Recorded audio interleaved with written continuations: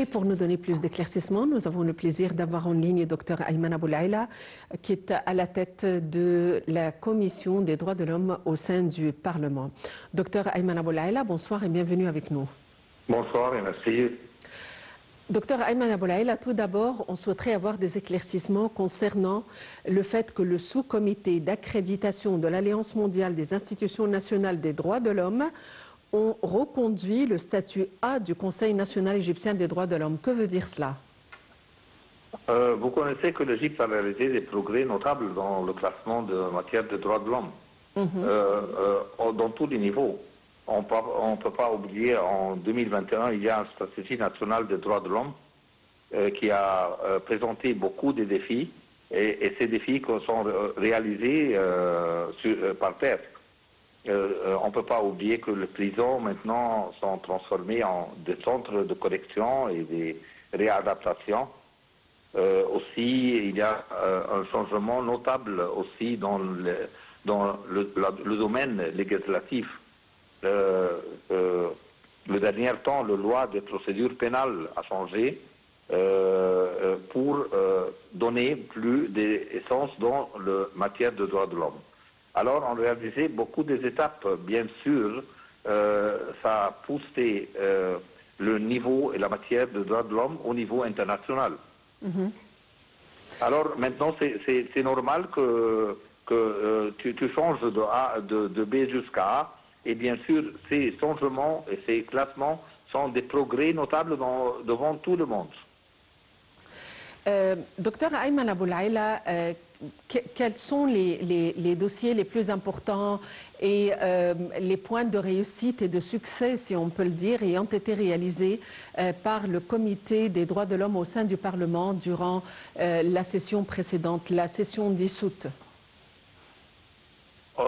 On n'oublie pas chaque étape dans la stratégie nationale des droits de l'homme 21-26, dans la commission, on fait le changement avec tous les gouverneurs et tous les ministres pour voir qu'il y a un centre de droits de l'homme dans chaque ministre.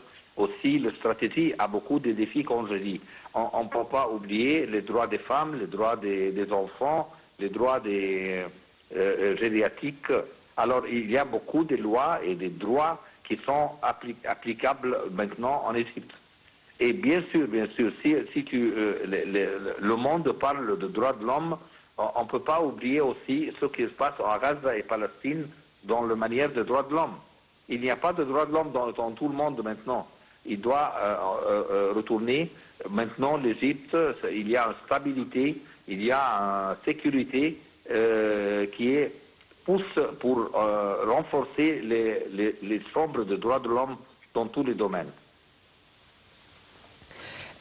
Quels sont les enjeux sur lesquels, puisque nous sommes face à une nouvelle session, les enjeux face auxquels le nouveau comité ou la nouvelle commission doivent travailler?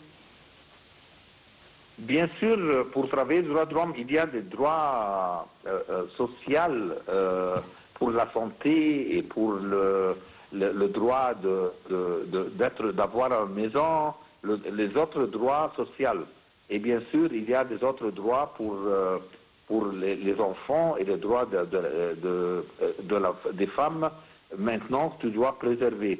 Et en tout cas, les droits politiques maintenant, c'est s'assurer. Tu peux parler comme tu veux dans tous les domaines. Tu peux dire ton avis dans le Parlement et hors du Parlement. Tu peux dire ton avis dans tous les médias. Enfin, bien sûr, ce sont des choses très importantes de supporter et apporter une autre fois. Docteur Ayman Aboulaïla, comment peut-on évaluer les nécessités et les besoins des droits de l'homme dans notre monde arabe? Pour nous, comme Égyptiens, ceux qui préservent le droit de l'homme, c'est les Égyptiens eux-mêmes, pas dehors, parce que tu connais.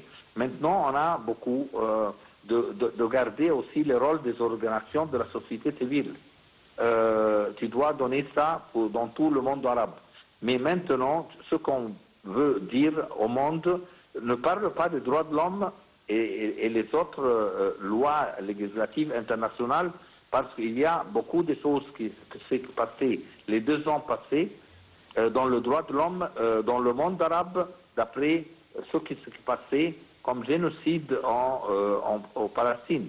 Alors, bien sûr, ils ont tombé de la montagne de droits de l'homme et nous sommes dans un environnement plus haut que dans le domaine des droits de l'homme. Docteur Ayman Aboulaïla, vous êtes président du comité des droits de l'homme au sein du Parlement.